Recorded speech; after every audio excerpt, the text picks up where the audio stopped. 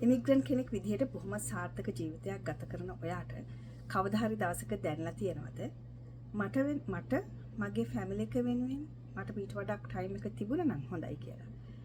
මොකද අපි මොන ප්‍රොෆෙෂන් එක කරත් කොච්චර ස්ටේබල් වුණත් කොච්චර අපි ගෙවල් දොරවල් වාහන අරගෙන සාර්ථක වෙලා හිටියත් එක තැනක් තියෙනවා අපිට හිතෙන තැනක් අපිට අපිව මිස් වෙනවා කියලා. ඉතින් ඔන්න ඔය වෙලාවට තමයි අපි ගොඩක් වෙලාවට හිතෙන්නේ අපි මේ රැට් රේස් එකෙන් මිදෙන්න ඕනේ. එහෙම නැත්නම් තවත් අපිටම අපිට අපේ ටයිම් එක හොයාගන්න ක්‍රමයක් හිතන්න ඕනේ කියලා. ඉතින් ඔක හින්දාම තමයි කාලයක් ගිහිල්ලා ස්ටේබල් වෙච්ච අය තීරණය කරන්නේ මම කොහොමද මගේ කන්ට්‍රෝල් එක යටතට මගේ ටයිම් එක සහ මගේ ෆයිනෑන්ෂල් ඇබිලිටි එක ගන්න කියලා. ඒක නිසාමනේ ගොඩක් දෙනෙක් බිස්නස් කරන්න පෙළඹෙන්නේ. ඉතින් බිස්නස් කරන්න කියලා කිව්වට හැමෝටමත් බිස්නස් එකක් කරන්න අවශ්‍ය කරන මූලිකම කරුණු දෙක, ඒ කියන්නේ ප්‍රොඩක්ට්ස් එහෙම නැත්නම් සර්විසස් තමයි ළඟ නැත්නම් ඒක කරන්න ටිකක් අමාරුයි. ඒක නිසා තමයි ගොඩක් දෙනෙක් එතනින් එහාට බලන්නේ කොහොමද මම බිස්නස් එකක් කරන්න තියෙන මට තියෙන ඔපචුනිටිස් මොනවද. ඒ කියන්නේ ෆ්‍රැන්චයිස් මොඩල් එකක් වගේ වුණත් ඔයාට ඔයාගේම ප්‍රොඩක්ට් එකක් සර්විස් එකක් තියෙන්න අවශ්‍ය නැහැ. මම හිතන්නේ අපිට ඒ ගැන ඉදිරියට කතා කරන්න පුළුවන්. ඒ වගේම තමයි මේ කාලේ වෙනකොට ඉන්ෆ්ලේෂන් එක සහ ජොබ් අන්සෙකියුරිටි එක අපි හැමතැනම දකිනවා. ඒක එක රටකට එක ස්ටේට් එකකට සීමා වෙන්නේ නැහැ. හැමතැනම මේ තියෙන ප්‍රශ්නේ ඒ විදිහටම තියෙනවා සහ ඒක ටිකෙන් ටික වර්ධනය වෙනවා. විශේෂයෙන්ම AI එක්ක හරි මොන හේතුවක් නිසා හරි ජොබ් අන්සෙකියුරිටි එක ඉහළ ගිහිල්ලා තියෙනවා. මේවත් එක්ක තමන්ගේම දෙයක් ක්‍රියේට් කරගන්න පුළුවන් නම් ඒක හොඳයි කියලා හිතෙනවා. හැබැයි තමන්ට දෙයක් ක්‍රියේට් කරගන්න යනකොට නැවතත් ටයිම් එකම ට්‍රේඩ් කරන දෙයක් ඔයා කරන්න යනවා නම් ඒ කියන්නේ ෆිසිකලි පාටිසිපේට් විය යුතු යම්කිසි බිස්නස් එකක් යම්කිසි දෙයකට නිරත වෙනවා නම් ඔයාගේ අභිමතාර්ථය ඉෂ්ට වෙන්නේ නැහැ එතනදී. ඒක නිසාම තමයි ගොඩක් දෙනෙක් ඔන්ලයින් වලට මාරු වෙලා තියෙන. ඔන්ලයින් රිසර්ච් කරන්නේ කොහොමද මම ඔන්ලයින් earn කරන්නේ මගේම ඉන්කම් සෝස් එකක් ඔන්ලයින් හදාගන්නේ කියලා. ඉතින් ඔහොම හොයපු මමත් මිට අවුරුදු කීපයකට කලින් එහෙම හෙව්වා. ඒකට හොඳ සොලියුෂන් එකක් විදිහට තමයි මම ඩිජිටල් බිස්නස් එක පටන් ගත්තේ.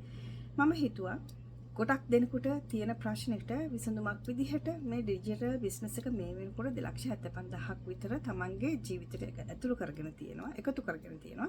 ඒක නිසාම ඒගොල්ලෝ සාර්ථක වෙලා තියෙනවා. එතන සාර්ථක ටෙස්ටිමොනිස් ඔයාට අනිවාර්යයෙන්ම දකින්න පුළුවන් බිස්නස් මොඩල් එක ස්ටඩි කරනවා නම්. ඉතින් මෙතනට යන ගමනේදී මම කොහොමද මේක කරන්නේ කියන එක ගැන යම්කිසි වීඩියෝ සීරීස් එකක් කරන්න කියලා හිතුවා ඔයාගේ පහසුව වෙනුවෙන්. ඉතින් මේක බලන ඔයාටත් හිතෙනවා නම් මටත් යම්කිසි දෙයක් කරන්න පුළුවන්ද කියලා හිතෙනවා නම් ඔයාට හිතෙන දේ විතරක්ම කොහොමද ඒක යථාර්ථයක් කරන්නේ. ඒක තව කෙනෙක් කියන දෙයක් එහෙම නැත්නම් මොකක් හරි වීඩියෝ එකක් එහෙම නැත්නම් ෂෝට් රීල් එකක් තුලින් ඔයාගේ ජීවිතය අනිවාර්යයෙන්ම ජීවිතයේ දැඩි තීරණයක්, ජීවිතයේ සුවිශේෂී තීරණයක් ගත හැකිද?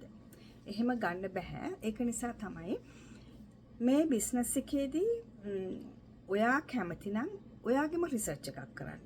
ඔයා කැමති නම් ඔයාගේ කනින් අහලා ඔයාගේ ඇස් දෙකින් දැකලා ප්‍රූෆ් කරගන්න පුළුවන් තොරතුරු සහ දත්ත මත ඔයාගේ තීරණය ගන්න ඔයා ලෑස්ති නම් ඒ කියන්නේ ඔයාගේම රිසර්ච් එකක් කරන්න අවශ්‍ය කරන තොරතුරු මට දෙන්න පුළුවන්. ඉතින් තමන්ට රිසර්ච් එකක් කරන්න ඕනෑම දෙයකදී රිසර්ච් එකක් කරන්න තොරතුරු අවශ්‍යයි. මේ තොරතුරු මත තමයි රිසර්ච් එක කරලා ඔයාගේ අවබෝධයට අනුව තීරණය ගන්න. ඉතින් ඔන්න ඕක තමයි මේ බිස්නස් එකේ කෝ එක වෙන්නේ. ඒ කියන්නේ ඔයා මම කියන මේ පුංචි වීඩියෝ එක අහලා ඔයාගේ ඩිසිෂන් එක ගන්නෙ නැහැ. ඒ වගේම තමයි ඔයාට ක්වික් රිච් ස්කීම් එකකට ක්වික් රිච් බිස්නස් එකක් ක්වික් රිච් earning model එකක් ඔයා බලාපොරොත්තු වෙනවා නම් ඒක මෙතනින් වෙන්නේ නැහැ. එහෙමනම් මොකක්ද මෙතන තියෙන්නේ? ඔව් මෙතනදී සාමාන්‍ය බිස්නස් එකක් විදිහට හැබැයි ස්ටේබල් විදිහට ඔයාගේ ජීවිතය ගොඩනගා ගන්න පුළුවන්.